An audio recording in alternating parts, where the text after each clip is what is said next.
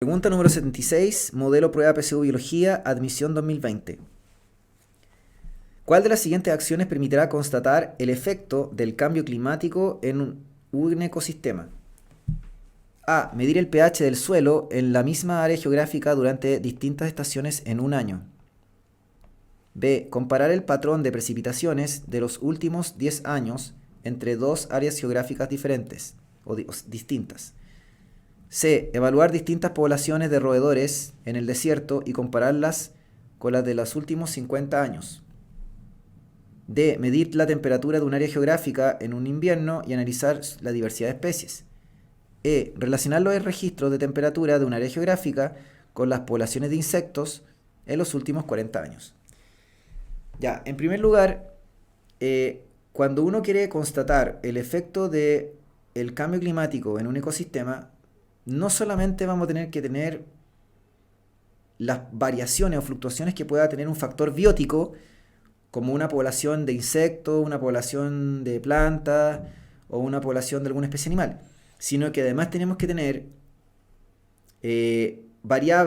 medir las variables relacionadas con los factores abióticos, es decir, los factores ambientales, que pueden ser el régimen de precipitaciones, la temperatura a lo largo de distintas estaciones,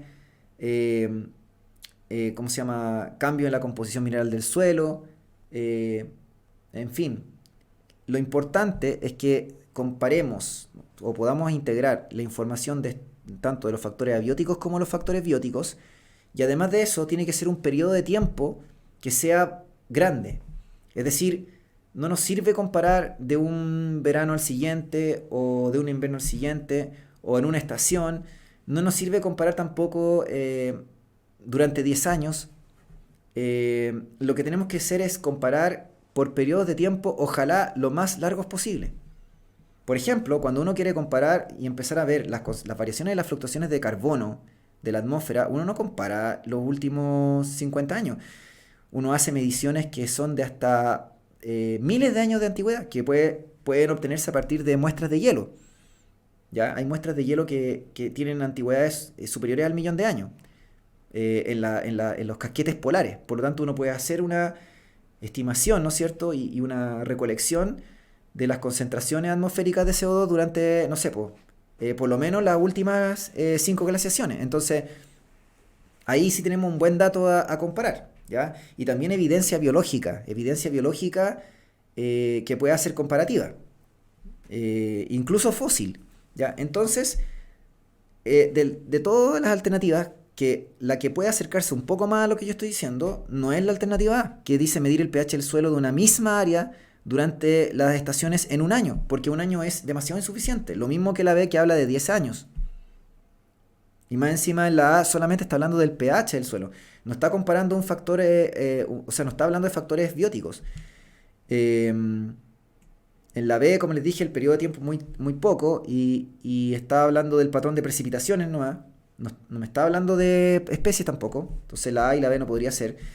La C me habla de poblaciones de ratones, de roedores. Esa me habla de factores bióticos. Pero en el fondo no me está tampoco comparando con un factor climático. No me está comparando con la temperatura, con las precipitaciones. Por lo tanto, también se descarta. Entonces al final nos queda la D y la E. Y la D no puede ser porque me dice en un solo invierno. O sea, imagínense. Ya no puede ser correcta. Ya. Así que la correcta, la más adecuada en la 76 sería la alternativa E. Relacionar los registros de temperatura de una área geográfica con los de las poblaciones de insectos. Obviamente de diferentes especies, porque podemos tener mucha diversidad de insectos, ¿sí? Y me habla de un periodo que, aunque no es tan grande, al menos es superior a 30 años, ¿entienden? 40 años. Es un periodo que igual puede ser relevante para poder ver el efecto del cambio climático.